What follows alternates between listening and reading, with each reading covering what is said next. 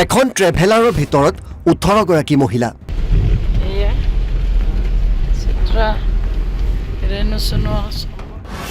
অসমৰ পৰা বদ্ৰীনাথলৈ গৈ আছিল তেওঁলোক। পাহাৰীয়া ৰাস্তাৰে গৈ থাকোঁতে হঠাৎ হৃদৰোগত আক্ৰান্ত হয় ট্ৰেভেলাৰৰ চালকজন।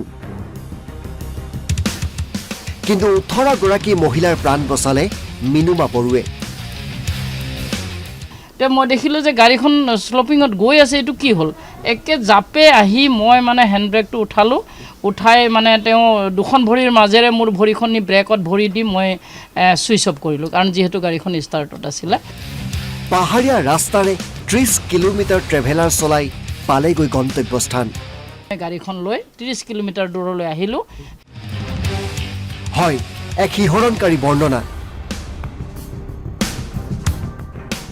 বিপদৰ সময়ত 18 গৰাকীকৈ মহিলাৰ প্ৰাণ ৰক্ষা কৰি সাহসিকতাৰ পৰিচয় দিছে 55 বছৰীয়া মিনুমা বৰুৱে।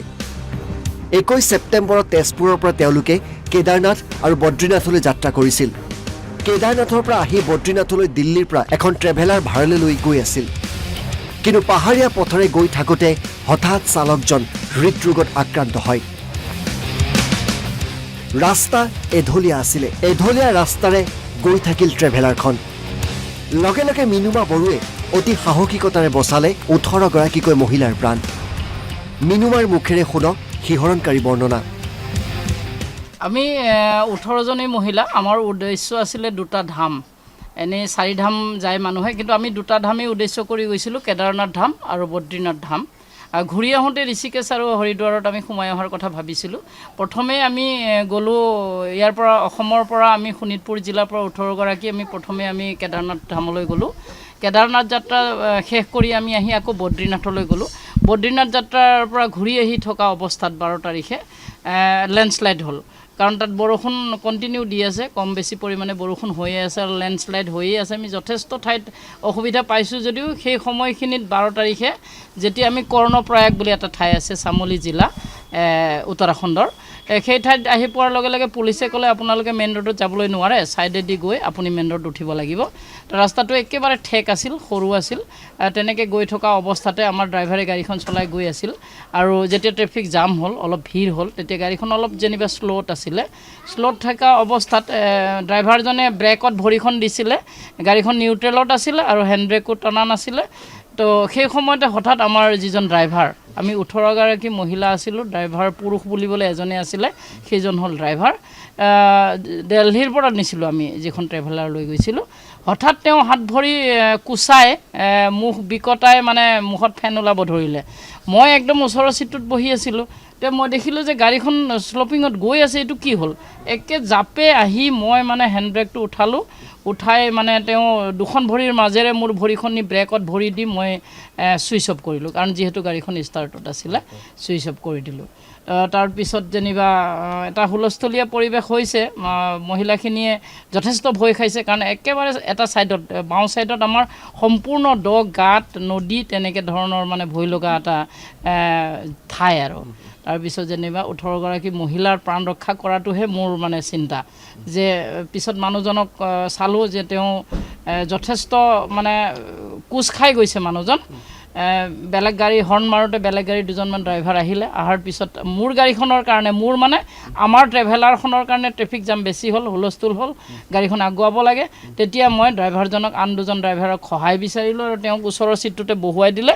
তাৰপিছতে যেনিবা মই গাড়ীখন লৈ 30 কিলোমিটাৰ দূৰলৈ আহিলোঁ, সেই চৰকাৰী হস্পিটেল কৰ্ণপ্ৰয়াগ যিটো ঠাই, তাত চৰকাৰী হস্পিটেলত আনি ডক্টৰ মাতিলোঁ। তেতিয়া ডক্টৰে আহি জনালে যে তেওঁ ইতিমধ্যে মৃত হৈছে বুলি তেওঁ ঘোষণা কৰিলে। তাৰপিছতে আমি তাত ডেড বডিজন আমি চমজাই দিলোঁ। তাৰপিছত তাৰ যিজন লোকেল MLA মদন লাল বুলি কৈছে তেওঁৰ নাম, তেখেতক আমি সৌভাগ্যক্ৰমে তেখেতক লগ পালোঁ। তেখেতক ক'লোঁ যে ছাৰ, যে এনেকুৱা পৰিস্থিতি, আমিতো ভাড়াহে লৈছোঁ, আমাক সহায় কৰক। মদন লাল যিজন লোকেল MLA, তেওঁ যথেষ্ট সহায় কৰিছে। মিউনিচিপালিটি চেয়াৰমেনক মাতি তেওঁলোকৰ যিটো গেষ্ট হাউচ মিউনিচিপালিটি, তাত আমাক ৰাখিছে, ধুনীয়া ব্যৱস্থা কৰিছে। তো মই ভাবোঁ যে এই 18 গৰাকী মহিলাৰ প্ৰাণৰ যে মোৰ দায়িত্ব বুলি মই ভাবি লৈছোঁ, যিহেতু টিম লিডাৰ হিচাপে মই গৈছিলোঁ, আৰু মই ছাকচেছ বুলি ভাবিছোঁ। বৰ বেয়া ঠাইত আমি ফচিছিলোঁ।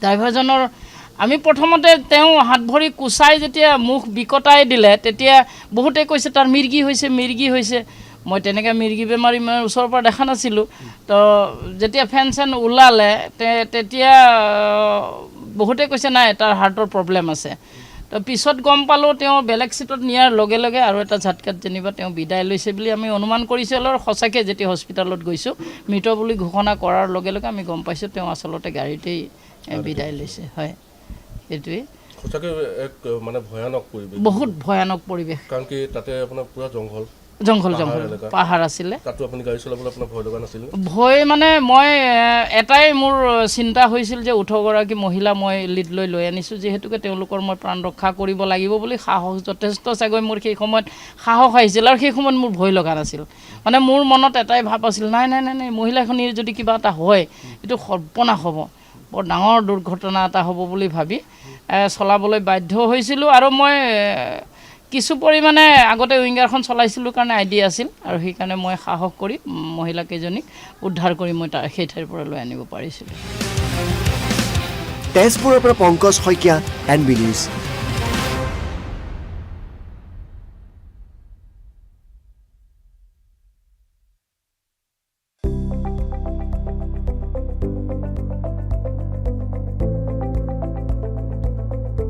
NB নিউজ সহজ সৰল ভাষাত নৱভাৰতৰ কথা